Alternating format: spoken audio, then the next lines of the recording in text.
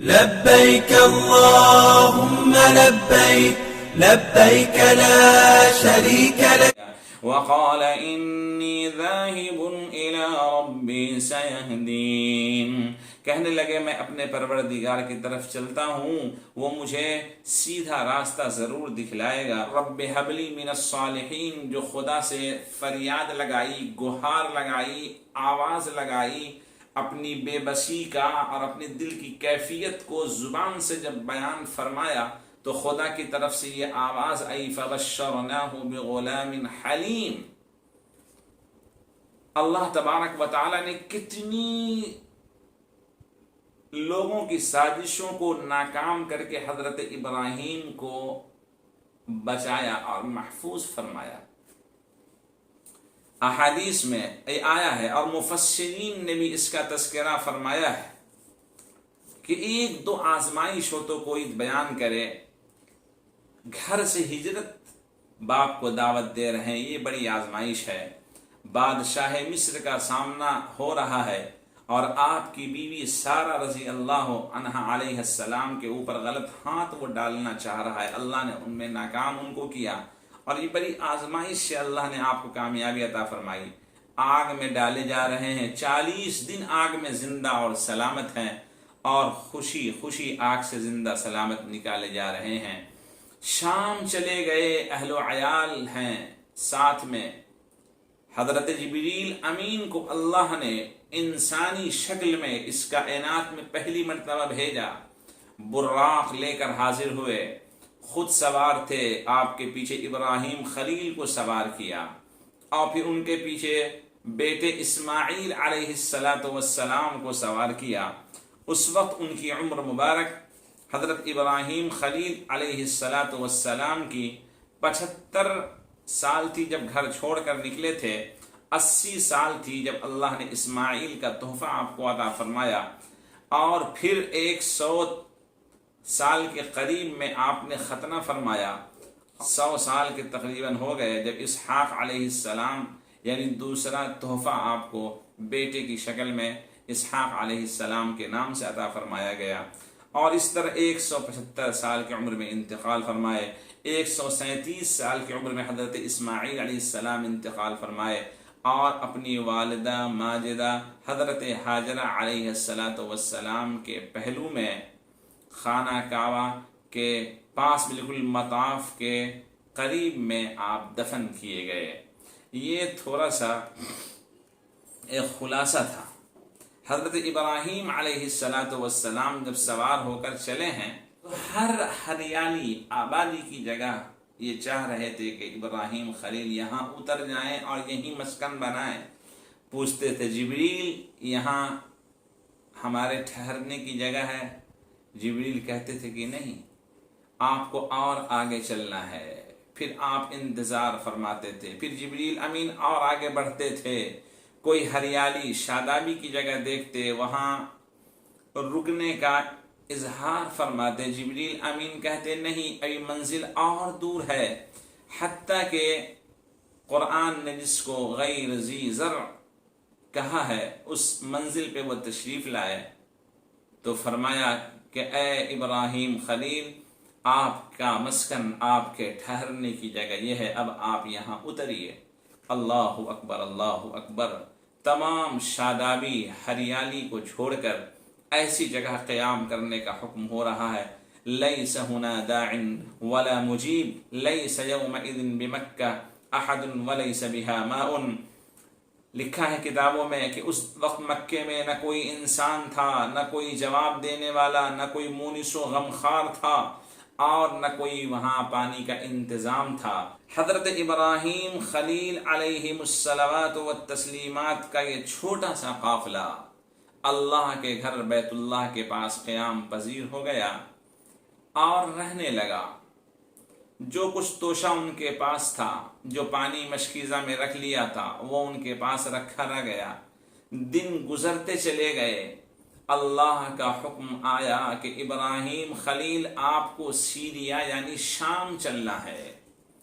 حضرت ابراہیم علیہ السلام حکم کی تعمیل کرتے ہوئے بغیر اپنی بیوی سے مشورہ کیے ہوئے شام کی طرف چلنے لگے چلتے چلتے کافی دور چلے گئے. قدیت کا علاقہ جو تقریباً 3 میل دور ہے مکہ مکرمہ سے، وہاں پہنچ گئے. بیوی آواز پہ آواز دے رہی ہیں، ہاجرہ علیہ الصلاۃ والتسلیمات، کوئی جواب نہیں ہے. آخری حد جو مرنے کا تھا، جہاں سے اب بیوی بال بچے نظر نہیں آ رہے تھے، صرف اللہ کے گھر کی ایک نشانی نظر آ رہی تھی، وہ بھی اب ختم ہونے والی تھی. وہاں سے جواب دیا جب بیوی نے پوچھا اَأَمَرَكَ اللَّهُ بِهَذَا، کیا اللہ نے آپ کو یہ حکم دیا ہے جانے کا؟ فرمایا کہ ہاں. بیوی نے جواب دیا اِذًا لَا يُضَيِّعُنَا، تب اللہ ہمیں ضائع نہیں کرے گا. جب اوجھل ہو گئے ایک دوسرے سے، خدا کے گھر کی بس ایک جھلک باقی رہ گئی، ہاتھ اٹھا دی پروردگار کی طرف. ربنا انی اسکنت من ذریتی بواد غیر ذی زرع عند بیتک المحرم، اے میرے مولا، میں نے اپنی چھوٹی سی فیملی کو آپ کے محترم مبارک گھر کے پاس میں ایسی جگہ بسایا ہے جہاں کوئی پانی، کھانے، ہریالی، شادابی کا نام و نشان نہیں ہے اور نہ بعد میں ہونے کی کوئی امید ہے. اے اللہ، تیرا حکم تھا، ہم نے اپنے قافلے کو، چھوٹی سی فیملی کو، فیملی ممبر کو بسا دیا ہے، لہذا میری فریاد بھی سنتے جائیے. ربنا لیقیموا الصلاة فاجعل افئدة من الناس، مولا میری غیر موجودگی میں یہ نماز کے پابند رہیں. یہ ہماری دعا ہے مولا، آپ ہماری دعا کو قبول فرما لیجیے. لوگوں کے دلوں کو ان کی طرف مائل فرما دیجیے کہ دور دراز علاقوں سے لوگ یہاں تشریف لائیں.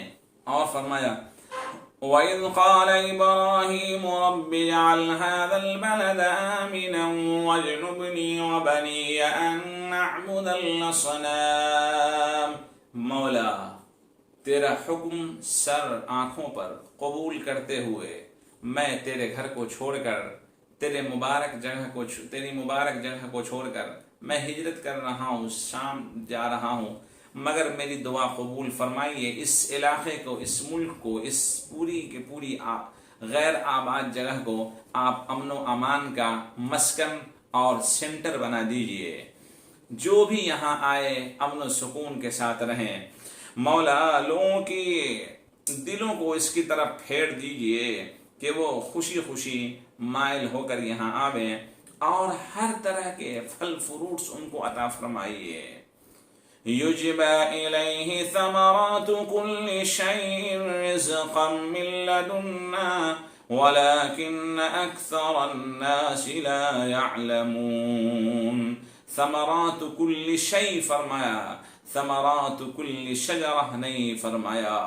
ہر درخت نہیں، ہر کائنات کی جو نعمتیں ہوں سب یہاں کے رہنے والوں کو آپ پہنچا دیئے، تاکہ عبادت میں، ریاضت میں کوئی خلل ان کو واقع نہ ہو.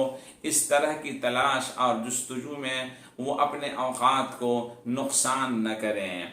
ربنا انك تعلم ما نخفي وما نعلن وما يخفى على الله من شيء في الارض ولا في السماء. اے اللہ، آپ ہر چھپی ہوئی اور ظاہر چیز کو جانتے ہیں، اور آپ سے کوئی چیز چھپی نہیں ہے آسمانوں میں اور زمینوں میں. الحمدللہ الذی وہب لی علی الکبر اسماعیل و اسحاق. تمام تعریف اس اللہ کے لیے جس نے مجھے بڑھاپے میں اسماعیل عطا فرمائے، اور پھر ان کے تقریباً 13 یا 15-17 سال کے بعد حضرت اسحاق علیہ السلام عطا فرمایا، ان ربی لسمیع الدعاء، یقیناً میرا پروردگار میری دعا کو سننے والا ہے، خوب دعاؤں کو سننے والا ہے۔ رب اجعلنی مقیم الصلاة ومن ذریتی ربنا وتقبل دعاء، اے میرے پروردگار مجھے بھی اور میری ذریت کو، میری نسلوں کو نماز کا پابند بنا، اے اللہ ہماری دعا کو قبول فرما۔ ربنا اغفر لی ولوالدی وللمؤمنین یوم یقوم الحساب، اے اللہ ہمارے والدین کی اور تمام مومنین کی حساب و کتاب کے دن مغفرت فرما دیجئے، ان کے گناہوں سے درگزر فرما دیجئے۔ یہ حضرت ابراہیم خلیل نے اللہ تبارک و تعالی سے دعا فرمائی تھی۔